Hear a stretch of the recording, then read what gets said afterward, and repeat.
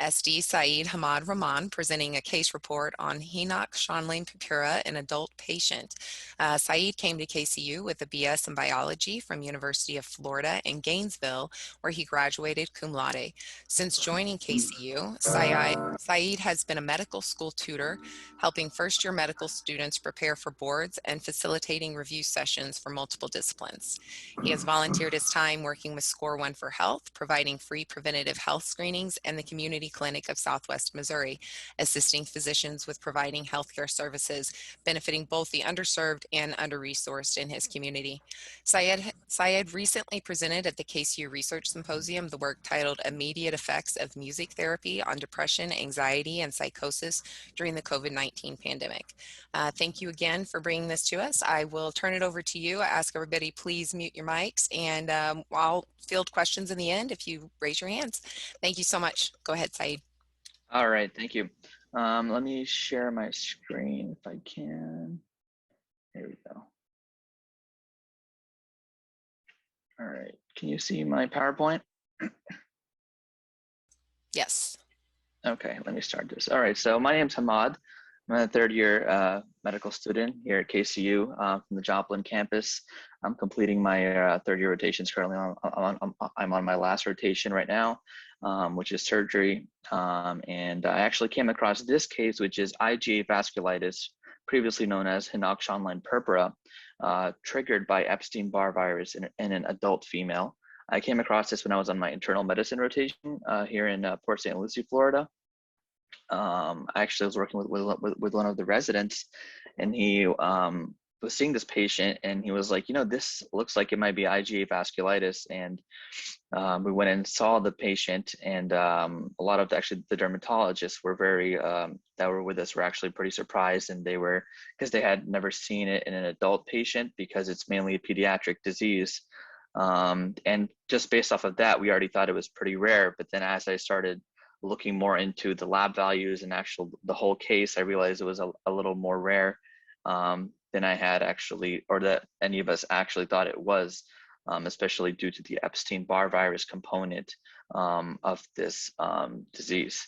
So without any further ado, I'll get right into it, and I'll start off with the case presentation regarding this patient. 1 second. So our patient was a 49-year-old female who presented to the emergency department with a chief complaint of a new onset rash. She said this rash began about 36 hours earlier, started on her arm and appeared on her stomach, and then in her left foot as well. And the thing that was unique about this rash, because usually when you have a rash come into the emergency department, it might be some sort of hypersensitivity reaction, it might be an allergic reaction, maybe some sort of drug side effect. But a lot of those usually cause some sort of pain or rash, but this rash didn't cause any itchiness or any pain. So that was already kind of interesting. And then she was, as we're getting the history, we kind of learned that she also was having a lot of joint pain and swelling, which was new to her because she didn't have any history of arthritis or anything of that sort, or any other autoimmune disease whatsoever. And she was having these joint pains and swelling that started earlier that same day. She tried taking some Benadryl, which is the oral diphenhydramine, and some Tylenol, the acetaminophen, but neither of those really helped her. And she also was having some night sweats and chills and some sort of like burning sensation in her legs and one episode of diarrhea, which all started around the same time as the rash. One thing that we kind of overlooked, or we didn't really overlook, but we didn't really focus on too much when we were getting the history from her, is that she had mentioned that about a week prior, she had this sore throat, which she said resolved spontaneously. At that time, we didn't think much of it, but later on, as we'll see as we go through this presentation, it kind of played a big role in what actually led to her coming into the emergency department.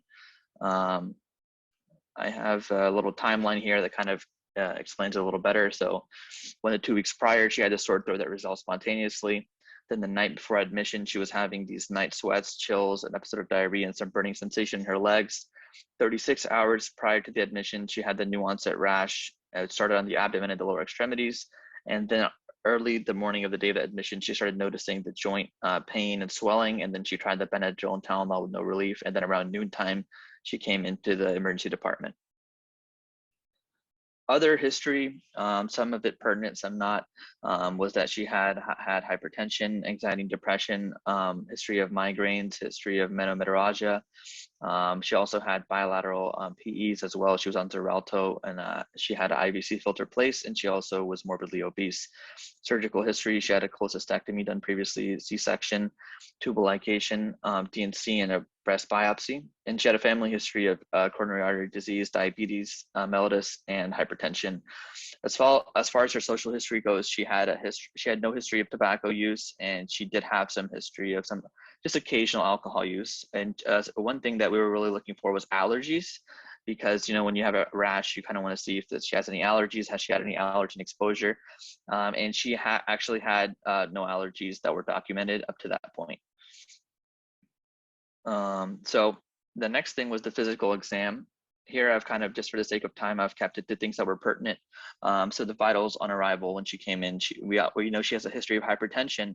So her blood pressure was a little elevated, 155/90, slightly tachycardic at 99 beats per minute. And she was, her respiratory rate was 20 respirations per minute. And temperature, she was afebrile with 97.5 Fahrenheit as her temperature. And she was, had a oxygen saturation of 96% on room air. For the pertinent findings on the physical exam, she had these raised palpable purpura on the distal extremities, like on her legs and on her feet, on her abdomen and the lower part of her back. These were non-tender. They were not causing any itchiness or anything like that. But they were definitely noticeable. And I have a picture that will kind of show further. And she did have some tenderness and swelling that was noted after palpation of the right knee and wrists on both sides and the metacarpal joints. This is all from the physical exam. And of note, I didn't include all of the negatives of the physical exam, but this is relevant later on, as we'll see, because I did find an interesting paper that kind of talked about the relationship between lymphadenopathy, hepatomegaly, and splenomegaly. And this patient had none of these. She had no lymphadenopathy, no hepatomegaly, or any splenomegaly noted. And later on in the presentation, I'll talk about why that's relevant. So this is not a picture of my patient. This is a picture that I found when I was doing some research, just to explain a little further. So the difference between purpura and petechiae. So petechiae and purpura look very similar, but petechiae are the smaller lesions that can be found on the extremities, whereas purpura are these bigger ones. So I have this little guide here on the side that'll tell you that a petechiae is usually like around 2 millimeters in terms of the width, and then purpura are a little larger, which are around 4 millimeters to 10 millimeters, and then if it's even larger than that, like 1 centimeter or more, then you would classify that as ecchymosis. So what our patient had were these, the purpura, and I actually have a picture here that I'll show the patient. So this is a picture of our patient. You can see here that she has these purpura all throughout her feet and her lower. It actually went up kind of to her lower extremities as well. I have another picture as well here. You can kind of see. And you can see here that she has these large areas of the purpuric lesions going all over her distal extremities. And keep in mind that this is new onset. So she has not had these before. And she, over the course of maybe just like 40 hours, she started getting this rash, which caused her to be very concerned. And that's why she came into the emergency department as well. So these are the pictures that we got from her. So as far as her laboratory values, again, I didn't include all of the laboratory values for the sake of time, but I included stuff that was pertinent.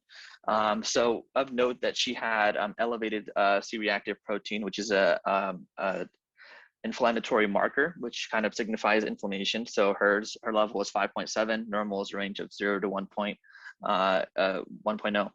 And she had a mild leukocytosis, which could signify some sort of infectious or inflammatory process again. And then she also had the elevated ESR, the erythrocyte sedimentation rate. Hers was 54, which is elevated compared to the normal range. I included the platelet count here because, as we'll talk about later on, one of the criteria for diagnosing HSP or IgA vasculitis is an absence of thrombocytopenia. So it was very important for us to see what her platelet count level was, because if she did have a decreased platelet count level, that would indicate to us that maybe there's something else going on, and that could, the decreased amount of platelets, it could be causing her purpura, and that could actually be the reason for why she's having these spots and these lesions throughout her extremities. So she did not. She had an absence of thrombocytopenia, which means she had a normal platelet count. Also, we wanted to see if she had any sort of coagulopathies. So we checked her PT, her INR, and her APTT. All of those were in the normal value, in the normal ranges as well, which also signified that she did not have any coagulopathies. And again, these two are things that are kind of part of the diagnostic criteria or the algorithm. When you're diagnosing HSP or IgA vasculitis, you have to rule out that the patient has any coagulopathies or has any thrombocytopenic disease process. The other thing that we wanted to check for was her kidney function. One thing about IgA vasculitis or HSP is that one of the really significant manifestations is renal involvement or renal impairment. So we checked her BUN, her blood urea nitrogen level, and her creatinine level. Both of those were in the normal range, which was good because we were concerned that we wanted to make sure that she wasn't having any sort of renal failure or any sort of other more significant or serious renal disease. And then finally, we checked the urinalysis, which did show that she had some hematuria. She had some red blood cells in the urine, and also she had some proteinuria. She had some protein in her urine as well. And that, as I'm going to talk about later on, when we talk about the diagnostic criteria, that actually plays into as one of the manifestations of renal involvement from IgA vasculitis. So this patient did have the hematuria and the proteinuria as well. So we did want to check for any autoimmune diseases. So we did get an autoimmune sort of panel.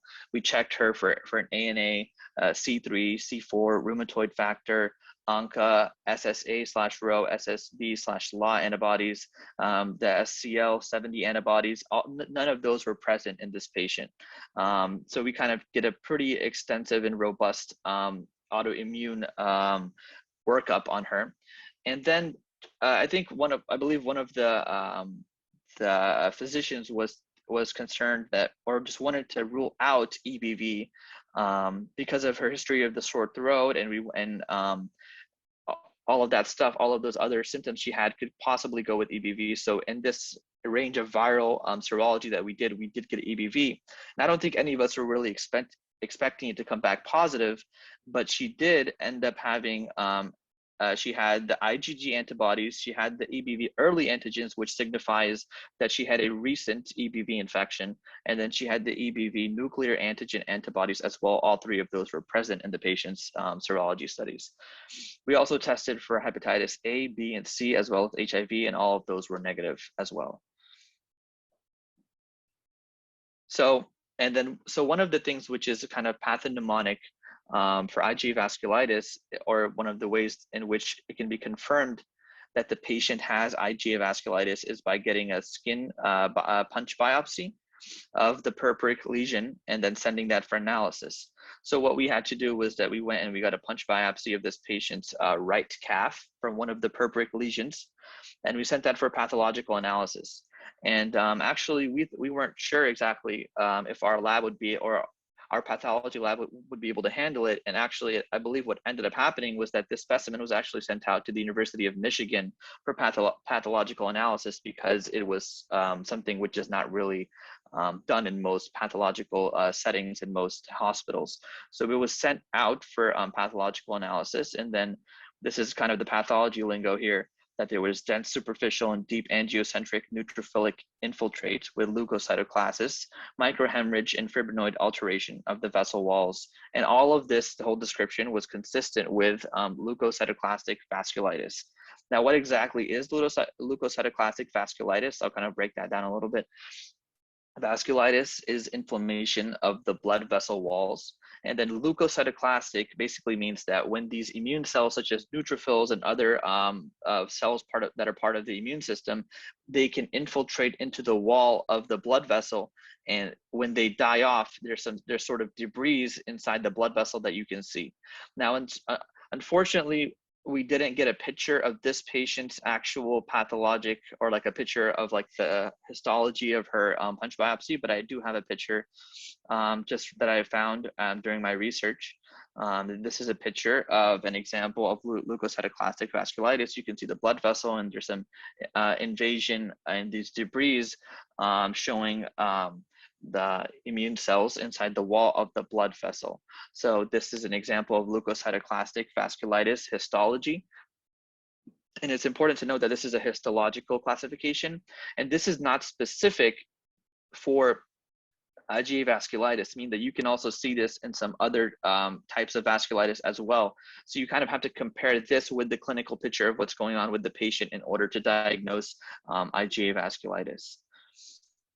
So this patient, based off of the diagnostic criteria and based off of the punch biopsy and the pathologic report, was diagnosed with having IgA vasculitis, previously known as Hinoch-Schönlein purpura, or HSP. So what exactly is IgA vasculitis? It's an immunoglobulin A vasculitis, and it was formerly known as Hinoch-Schönlein purpura. And basically what happens is there's immune complexes of IgA that basically deposit in the small blood vessels and can cause inflammation of the blood vessel walls. And why does this occur? How does this occur? Usually it's triggered by an infection, or a vaccine, or food allergies, or it could be an insect bite, or drug reactions. Actually, when I was researching for this case, I came across this really interesting case report of this adult female who had IgA vasculitis that was triggered by a fire ant bite. She had stepped in a ant pile, and she had gotten these bites all over her lower extremity. And then and then shortly thereafter, she had basically had full-blown IgA vasculitis. She had the purpuric lesions everywhere. She had the joint pain. So these things have been documented as being triggers for IgA vasculitis. Commonly, you'll see like an upper respiratory infection, or someone has vaccine. So with this patient, we did get like a COVID test, and we did get and she hadn't had her COVID vaccine recently, which is things that we were asking about to see if she had recently gotten any vaccines or anything of that nature, but she had not gotten anything like that. But she did have the EBV infection, which was what we were suspecting was the trigger for her getting the IgA vasculitis. So the pathophysiology behind this is not fully understood yet, but there are some theories of why a person can be predisposed to, or how exactly this occurs. So IgA is the immunoglobulin which is secreted from the mucosal surfaces of the body. For example, you could have it in your saliva, and your oral cavity, in your GI tract, your gastrointestinal tract. This is where IgA is most commonly secreted. And the current theory behind the pathophysiology of this disease is that there's this aberrant glycosylation of this galactose molecule inside the IgA antibody. And this galactose molecule, or this residue, is usually present in the hinge region of the IgA molecule. Now, when this sort of error occurs, you have this N-acetylglycosamine, which basically replaces the galactose. And I have a picture here which will explain it a little more in detail, because it's kind of hard to explain with the words. And then when that happens, you have a different type of IgA antibody, which is galactose deficient.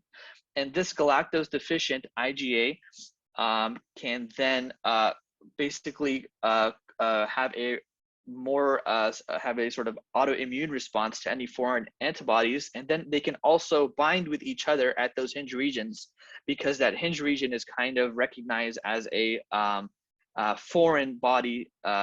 And then you can have these immune complexes that occur, and then that causes the vasculitis and the relating IgA nephritis as well. So basically, if I had to put it into very kind of like layman's words, you have an error in this. Let me go to the picture that'll explain it a little more. So you have an error here. This is IgA, and this is IgA1 is the one that we're talking about here. And then usually you would have this galactose region here. And then GD here stands for galactose deficient IgA. So when you have this error that occurs, and you have a deficiency of the galactose in this region, you have these antibodies that basically bind to that specific region of the IgA molecule, and this forms an immune complex. Now, this can cause the nephritis that occurs, this can cause the vasculitis that occurs, and this is basically the backbone of the pathophysiology of why exactly this occurs. Now, why do people have this galactose deficient IgA? We're not exactly 100% sure. It's not fully understood. However, there are recent studies that show that people having mutations in the HLA-DRB1 gene have a significantly increased susceptibility to IgA vasculitis. So this is something that is being currently studied, but we're not exactly 100% sure why people have this particular mutation, which causes them to be more susceptible to having these immune complexes form. So that's a little bit about the pathophysiology behind this disease. As far as the epidemiology goes, this is something which is kind of really important to our case and why our case is very unique. This disease, Iga Vasculitis or Hamaad purpura, is the most common systemic vasculitis in children and primarily occurs in those between the ages of 3 to 5 years old. It's pretty rare to see this disease occur and in adults or people that are above the age of 15. And there's I mean, there are case reports out there, but it's not as many as how often you would see it with children. And actually, the annual incidence that I found in many papers that was reported was between about 0.8 to 1.8 cases per 100,000 per year in adults, which if you do the percentage, that comes out to like 0.0008% out of 100 per year of adults get this disease. And furthermore, not only is this rare in adults, it's also more common in males. So there's a higher incidence of Iga vasculitis in males compared to females. So our case is an adult female, which also makes it more rare compared to because as this is mainly a pediatric male disease. Now, it being a pediatric male disease is so common that I'm not sure if we have any students in the room, but when you're preparing for boards and you're doing UWorld questions or some other questions, you're almost always going to get this demographic or this presentation whenever you get a board style question. It's going to be a pediatric patient who had a recent history of upper respiratory infection and is now presenting a few hours later with a rash on their abdomen and their buttocks and their lower extremities. That's how common it is, or how widely known it is, that this is a pediatric disease compared to it being an adult disease. So that's a little bit about the epidemiology of that. Moving on, what are the clinical features? How do you know someone has this disease? So commonly it can affect the gastrointestinal tract, so you could have some GI upset. It also affects the renal system as well. So you could have sort of the hematuria or proteinuria or any other renal impairment. And people who have renal and gastrointestinal involvement, there are many studies that show that they have worse outcomes compared to those who don't have any gastrointestinal or renal involvement. Now, the classic tetrad of symptoms for this disease is arthritis or arthralgias, which is pain in the joints. They also have palpable purpura in the absence of thrombocytopenia or coagulopathy, which is why I highlighted in the laboratory slide of how this patient had a normal platelet count and she had normal coagulation studies as well. Those are two of them. And then abdominal pain as well. Because of the GI involvement, many patients present with the abdominal pain. And then renal disease. So this is the classic tetrad of symptoms. And I have a nice cartoon here that kind of illustrates that. So this is this is kind of an older cartoon. As you can see, they're still calling it Hamaad purpura. The new name is Iga Vasculitis, and it's, as it notes here, it's the most common form of systemic vasculitis in children. And you can see that the picture, even the illustration of the picture here, looks very similar to how our patients' lower extremities looked in that picture. So you can see the arthritis, the palpable purpura, renal disease, his kidney here looks very upset, and then you can have the abdominal manifestations as well. Yeah, so that's a little bit about the clinical features of the disease. Now, how is it diagnosed? So there's recently been a kind of a change into the diagnostic criteria of how it's diagnosed. Because this is such a sort of a vague disease, or a disease that can involve the whole body or so many different systems of the body, there's no one lab test that you can do, or no one test that you can do that can give you a definitive diagnosis that this patient has Iga vasculitis. It's not like you can do a specific serology, or a specific test for a specific antibody, or test for a specific protein, or anything like that. There's no one specific test that will tell you that a person has Iga vasculitis. For that reason, these diagnostic criteria had to be established. In 1990, the first one was established by the American College of Rheumatology, and that was used for quite some time. However, in 2006, this was replaced by another diagnostic criteria, which was established by this large body of organizations. Those organizations included the European League Against Rheumatism, the Pediatric Rheumatology International Trials Organization, and the Pediatric Rheumatology European Society. And they came together and they formed a new diagnostic criteria, which has been used from 2006 onwards. Now, one thing when I was doing my for this was, as you can even see in the name of these organizations, they're all focusing on the pediatric population, as this is mainly a pediatric disease. So I wanted to find out that, are these diagnostic criteria effective when diagnosing Iga vasculitis in an adult?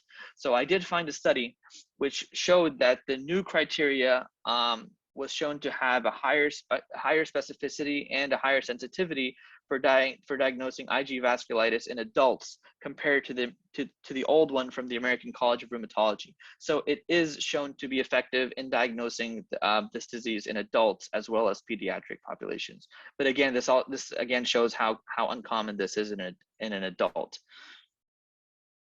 So these are the two criteria that I've kind of put side by side for you. The old one is the ACR 1990s, and that criteria you needed to have two of the following. And again, highlighting how common this is in the pediatric population, one of the criteria was that the patient should be less than or equal to 20 years old. That's the number one that they have listed. The second is palpable purpura, and the third is acute abdominal pain. And then the third is the biopsy showing granulocytes in the wall of the blood vessels, the small arterioles or the venules, which is basically describing the leukocytoclastic vasculitis. And then if you look to the right, you have the new criteria from 2006. And this one, it's only required to have the purpura or the petechiae, and then only one of the following four. So abdominal pain, arthritis or arthralgia, renal involvement, and then the leukocytoclastic vasculitis. So these are the criteria for the 2006 ones to the right, and that's the old criteria on the left. Now, looking at the sensitivity and specificity, so there's this 100% sensitivity for the new criteria, 87% specificity. So you can see that there's a higher sensitivity for the new criteria, and the specificity is kind of about the same, comparing the two. This is again from that study that I talked about that compared it in the adult population. So our patient actually met the criteria for diagnosis of Iga vasculitis in both of the criteria, the ACR 1990 and the 2006, because she had many of the symptoms. So she had the palpable purpura, she had arthralgias, she had the leukocytoclastic vasculitis, she had hematuria and proteinuria, which signified the renal involvement. One of the papers that I was talking about that went into depth regarding the diagnostic criteria, it gave many different manifestations that could basically be talking about what exactly the renal involvement is. And two of them that were listed were hematuria and proteinuria. So those are signs of the renal involvement. So this is how we know that our patient had Iga vasculitis. So what is the treatment? So in mild cases, especially, when you're looking at the pediatric population, many times this is thought of as sort of like a self-limiting disease, and most physicians are not too concerned about it. So in mild cases, they'll give like Tylenol, or they'll give like some naproxen or some NSAID, something like that, which is used for the joint pain and the joint swelling, and then they give them some supportive care and oral hydration. In more severe cases, which is actually something like our patient, our patient was actually given oral prednisone and then IV methylprednisolone, and she had marked improvement with that, and she was admitted in the hospital and was given these for 2 days, and then after that she was discharged. And after that, it's very important for patients with more severe cases to have periodic follow-up for to get a urinalysis to check to see if they're having any more proteinuria or any more hematuria, and to check their blood pressure periodically, because as we know that renal impairment or damage to the kidneys could cause hypertension, and we want to make sure that our patient is not progressing and having a worse form of the disease. So that's kind of the treatment and how our patient was treated as well. So discussion. Why exactly is this important? Like what's so unique about our case that this is worthy of discussion? So as I mentioned throughout this presentation, it's unique because this is mainly a male pediatric disease, and we found that this was in an adult female, which is not the common demographic. Not only that, but when I was reviewing the literature, I was trying to find a case report or any case report that showed basically documentation of any case that where there was an adult that had IgA vasculitis that was triggered by Epstein-Barr virus. And from our review of the literature, from mine and my colleagues, this is the only documented case of IgA vasculitis which is suspected to have been triggered by Epstein-Barr virus. And furthermore, even from the pediatric cases, there's only about 3 or 4 case reports of Epstein-Barr virus having triggered IgA vasculitis or being suspected to have triggered IgA vasculitis. So this makes our case even more unique on top of the demographic part, that this is not a very unique trigger for this disease, and there's actually no documentation whatsoever from any review of from any review of the literature of any adult having this disease triggered by Epstein-Barr virus.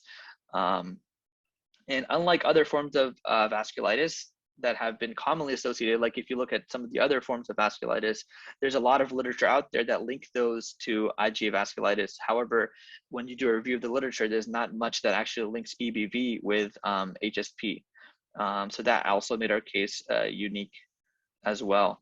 Now, one really interesting case report that I did find when I was doing some background research for this case is that there were a few documented cases where patients presented with IgA vasculitis, or they were diagnosed with having IgA vasculitis, and they also did have the Epstein-Barr virus. And again, these were pediatric patients because there are no documented cases for adults.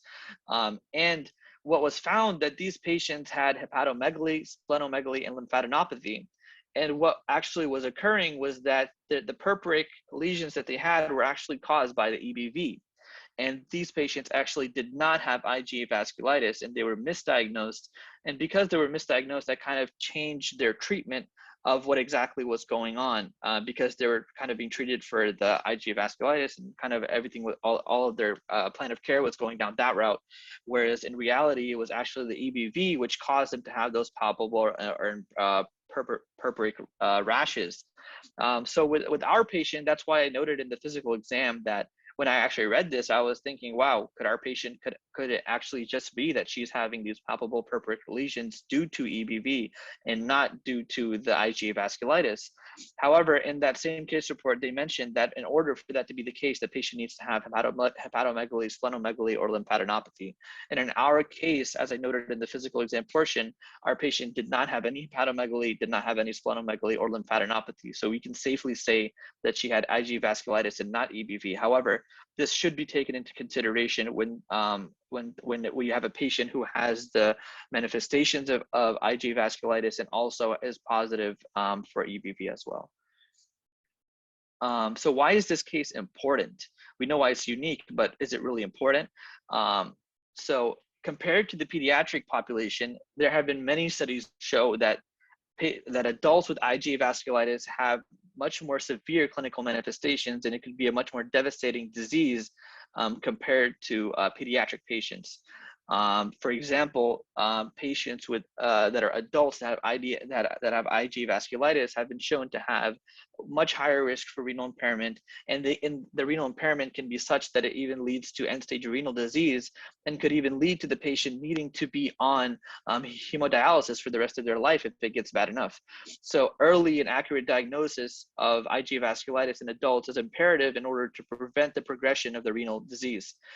And furthermore, I actually found this very interesting case, or not case, but this study, which basically talked about how if you have an adult with IgA vasculitis and there's no clear trigger, for example, you don't know why this patient was basically thrown into the IgA vasculitis state, then that patient should be evaluated for solid organ malignancies, because it could be that they have an underlying cancer or underlying malignancy, and that is what's triggering their IgA vasculitis. So there was actually a retrospective analysis of 250 adults, and this actually showed that the most common cause of death with those adults with no apparent trigger was neoplasia, cancer, and most of those were lung, upper respiratory tract, or digestive tract, and all of those three areas of the body all secrete IgA, which kind of adds up with why they would be having those manifestations. So if a patient is presenting and they're an adult patient with IgA vasculitis, it is possible, and if they don't have a clear trigger. Now, in our case, we do see a very apparent trigger that she had the EBV infection 1 to 2 weeks prior.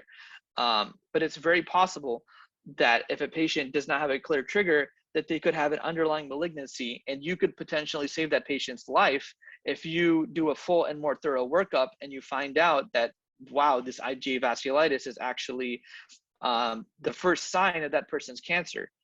So that's why if a person is an adult and they have IgA vasculitis, it is imperative that a more thorough workup be done compared to the pediatric population to make sure there's no underlying malignancies, to do a very thorough checkup and actually do periodic follow-ups to make sure that they don't get any renal involvement and that they don't have any further impairment of their renal function. So that actually concludes my presentation, and these are my references. Now we can open up the floor to any questions if anybody has any.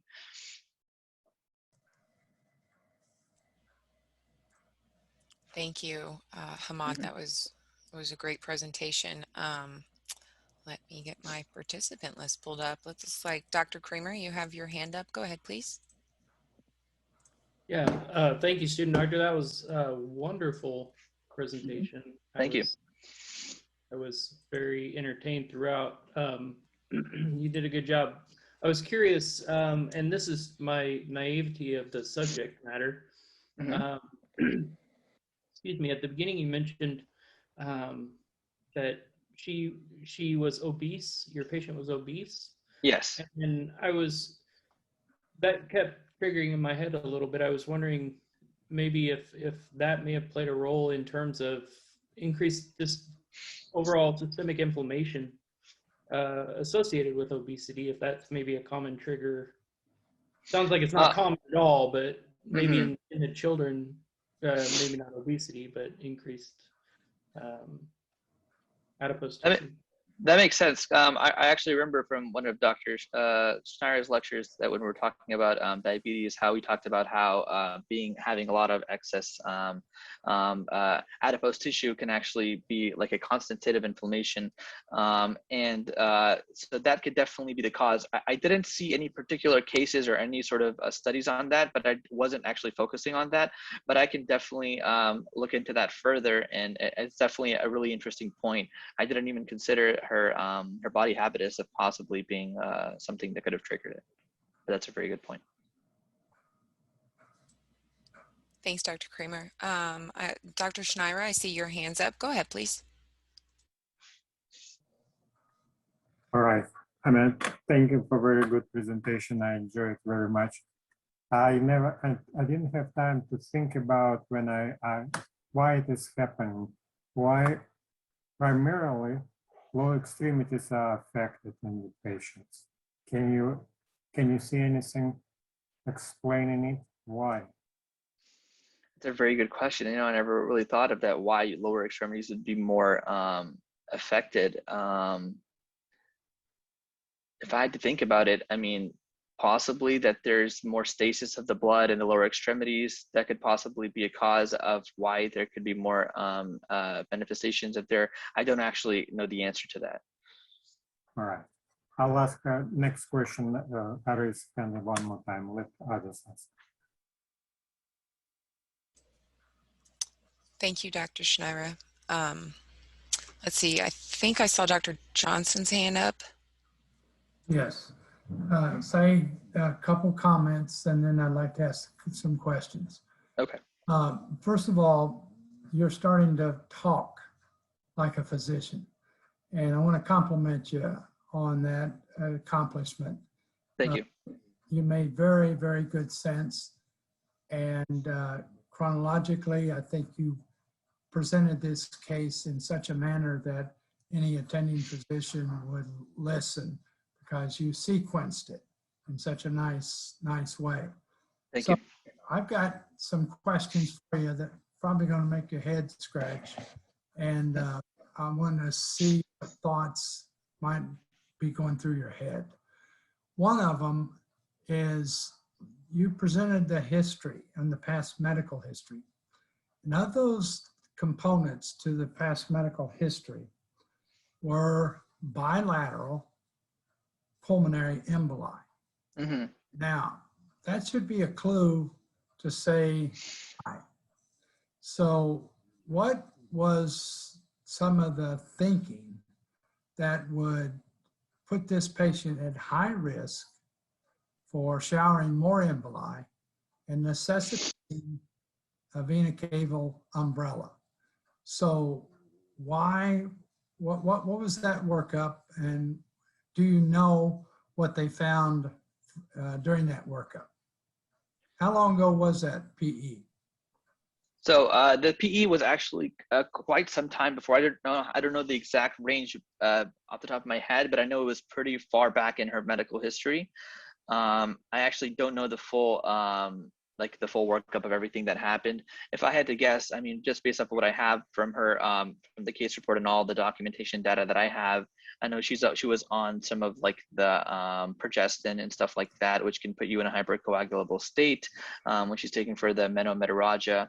And then she also, she didn't have any tobacco use or anything like that. Actually, me and Shelly were talking about this yesterday, was that possibly if she had some sort of vasculitis, that could also cause some sort of endothelial damage and have basically could have some issues there on the venous side as well, to where there could be some sort of clots and stuff forming like that. However, I mean, that's just a brainstorming idea, nothing that was actually. I understand that, but from your perspective, to your knowledge, they never did discover any hypercoagulability or deep vein or pelvis thrombosis. No, none that was documented anyways, and none that the attending physician brought to our attention. Okay, well, that's more reading assignment for you, because you had to smell a mouse. If this happened 20 years ago, so she's a young lady with no other than obesity, but no other risk factors other than some hormones. Yeah. Was that the underlying mechanism to contribute to showering pulmonary emboli? That's my first comment. Okay. My second comment was from a history that you mentioned that she had fever, chills, etc. Were blood cultures obtained? Blood cultures were obtained and they were negative. Yes. Fair enough. All right, because that would be terrible if we missed bacteremia. Yes. The thing you said that the kidney on presentation did have some element of let's say injury on it with red cells and protein. Yes. Was a quantitative 24-hour creatinine clearance monitored? With this patient, I believed it was not done, no. But there was plans to have a more further workup for her kidneys, because she only really stayed in the hospital for about a day or so, and she was discharged after that. So there was plans to have a more extensive renal workup for this patient in the outpatient setting. Okay, because I really challenge that based upon the length of stay in the hospital was almost an in and out type of. Yes. And that's hard to, and don't misunderstand me, Mm-hmm. to accept Yes. upon the serology that was ordered. Some of that Mm-hmm. stuff takes days into Yes. several days to get all of that back. So to imply that, you know, the rarity of the case is one thing. To treat Yes. it in such a short period of time, Yes. we're lucky to, Yeah. they were lucky to have such good results from the therapy because you didn't have a diagnosis at the time. Exactly. It was missed. So one comment, yes. Okay, so I just wondered what a renal function was Mm-hmm. as a consequence of having this vasculitis. Okay. So one thing that you brought up a very good point, that some of these tests don't come back very soon. So even the pathology that the punch biopsy that we took didn't come back until after the patient was discharged. Yeah. But the reason why we were able to treat the patient and even discharge them was because the diagnostic criteria don't require us to have that. So the diagnostic criteria really only needed the arthralgias and needed the abdominal GI upset and also the palpable purpura. So based upon those diagnostic criteria, we started to treat the patient. And when we saw that she was having marked improvement and not really much renal impairment shown on the BUN and creatinine, of course, we didn't get the 24-hour, which I agree that would have been a better idea before we discharged the patient. This patient was scheduled to follow up. However, I'm still in contact with the physicians who I was working with, but I'm not on that rotation anymore. So I have to follow up with them and see exactly what happened with the patient. And then the slides that you showed, did you have the benefit or was electron microscopy done on that punch biopsy or that sample?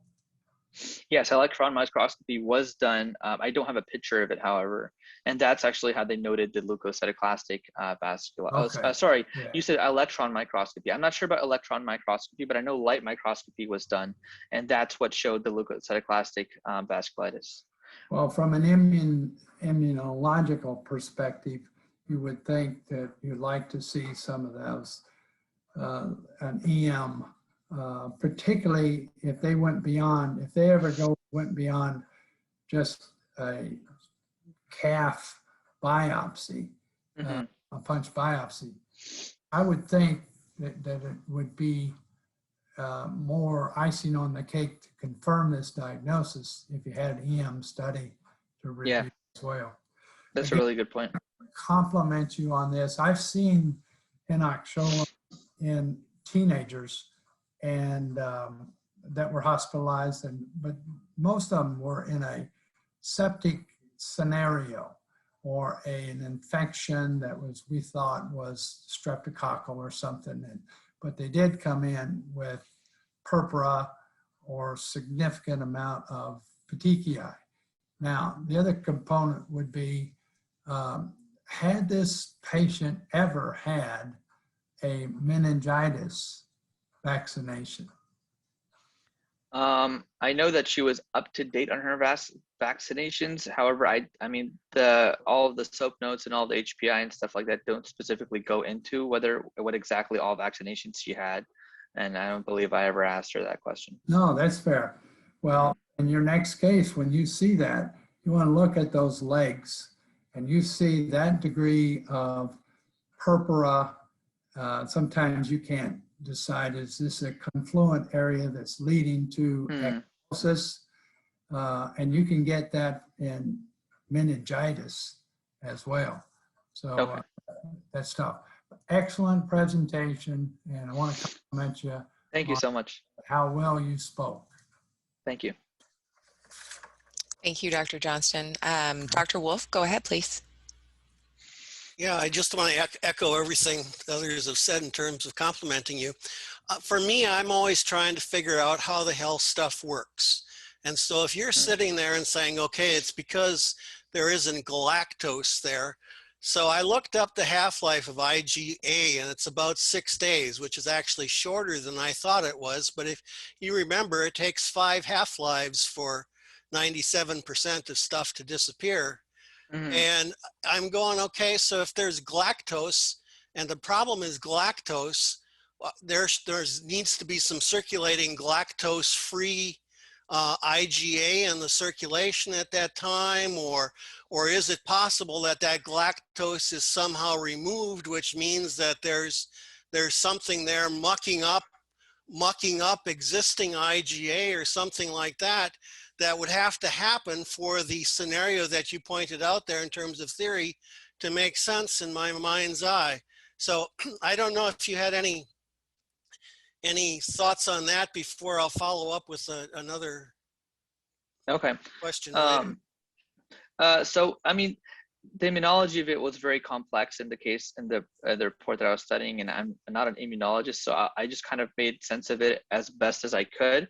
But the way that I understood it was that these patients have this mutation, and then that mutation leads to them getting this misformed IgA that does not have the galactose, which is the Gd-IgA, the galactose deficient IgA. And then if you have some sort of foreign pathogen that comes in, that can trigger an immune reaction. And then when you have more of those IgA molecules which are circulating that don't have the galactose, that particular part on the hinge of the IgA molecule can serve as sort of like a foreign antigen, and then the other IgA molecule binds to it because it thinks that it's a foreign particle.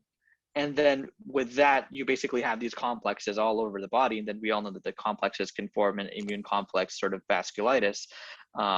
So that's the way that I understood it and the way that I believe it works. But I don't think even the people who are researching this fully understand how exactly it works, because it's just a theory so far.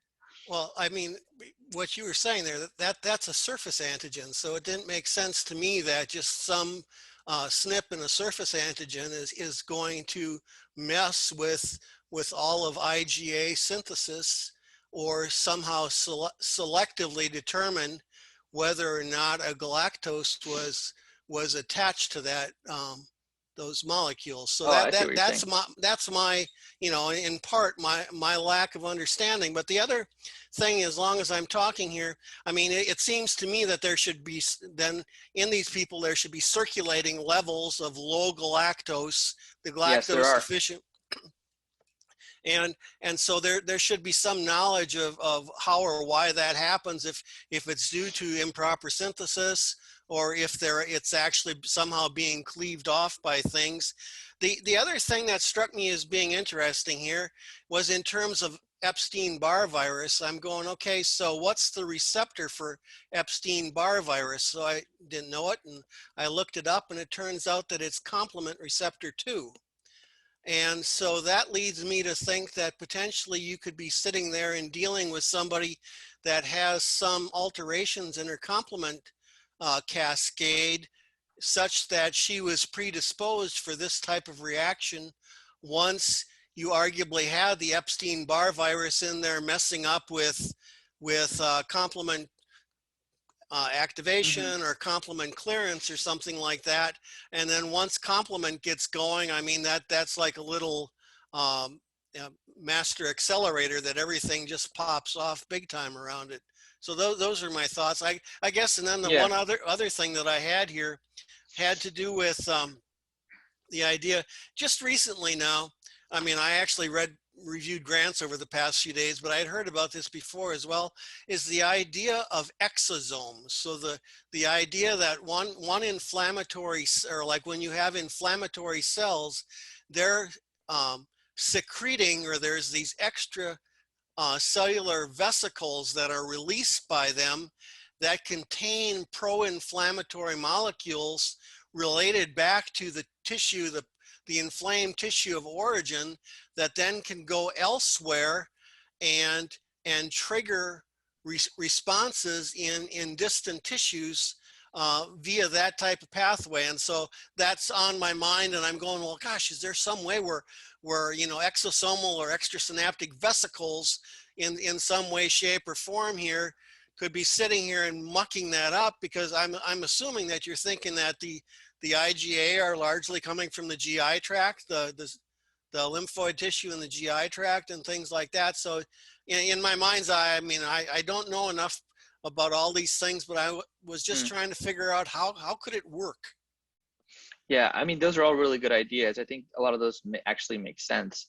As far as the comment you made about the IgA, I understand what you're saying now. So yeah, so the way that the paper presented it is that patients, a lot of people could have an impaired synthesis of the IgA molecule. So that's why they have these galactose deficient IgA molecules. It's not that the pathogen or the antigen comes in and takes off the galactose. It's that they already don't have a galactose because of impaired synthesis due to some genetic mutation or some other thing. So they already have circulating levels of galactose deficient IgA. Wouldn't that be a good diagnostic test then? I mean, that was Yes. where I was getting at with it. Yeah, so actually it is, but the papers that I was reading were saying that it's not really worth it to go that far and to basically get that lab, because it's not going to change the course of treatment whatsoever, because you can already diagnose it based upon the diagnostic criteria. So it's more of like, is it really worth it to go and get these tests for this when you don't really need to, and it's not going to change the outcome of the patient, because the diagnostic criteria, as you saw, have like a pretty high sensitivity and specificity, and you can pretty much diagnose this clinically. And the only thing that really needs to be done in terms of lab work is to figure out what the trigger is, because that can kind of prevent further triggering down the road. But yeah, that makes sense. You could definitely test for it and see if they had that, but I'm not even sure if most hospitals would have the capability to test for galactose deficient IgA. That probably might be one of the reasons why they wouldn't test for it. Thank you, Dr. Wolf. I kind of had the same, I was wondering the same thing, if you have a genetic mutation and you know where to target what comes out of that. So, but yeah, thank you for that question. Dr. Schneider, I see your hand is up. Go ahead, please. I would like to continue this discussion. Technically, it's happening formation of immune complexes. One antibody become as a ligand, which is now modified without galactose on the surface. So if we have it as genetically predetermined, so we of course will never generate antibody against this galactose absent antibodies, because that will be those clones of B cells which produce antibodies will be removed as a central tolerance in the bone marrow. So something here definitely still continue come to this antigen antibody interaction. So it's two participants which result in the complexes. So absolutely agree with Syed mentioning about role of concentration of those IgA antibodies. If you increase concentration of IgA antibodies, you shift the reaction information of complexes. So above some threshold, these complexes will produce immune reaction and will be accumulated in the small vessels. And another way, so why it is could be increased. That is probably there is a link with this Epstein-Barr virus infection. When it is infecting, it's activating these cells, and they may produce increased amount of these IgA antibodies. But also, I would like to consider that it's possible that there is a molecular mimicry. In this case, antigens which are, or I would say immune responses against antigens present on Epstein-Barr viruses cross-react selectively, specifically with galactose-free IgA antibodies, and they now shift the balance in terms of formation of immune complexes.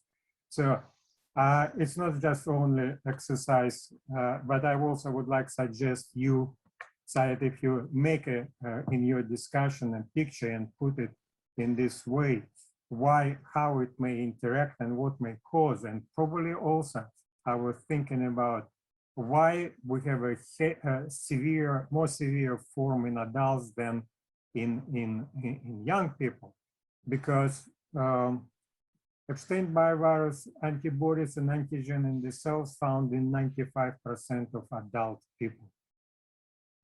So now, in the kids, maybe at this time when they still didn't experience that particular infection, and it goes a little bit easy. So I don't know, but here there are two possibilities: induction of B cells producing IgA antibodies, or maybe generated cross-reactive antibodies, which directed originally against Epstein-Barr virus, but cross-react with this particular galactose-free IgA, actually IgA1. And that is what probably you can do it, and that will help you to add some value to your paper, because people like to see it as images. They immediately have this impression. So think about it and create as a discussion. All right. Thank you for that suggestion. Otherwise- I'll definitely try to add that into the discussion portion. All right. Great. Thank you. Thank you.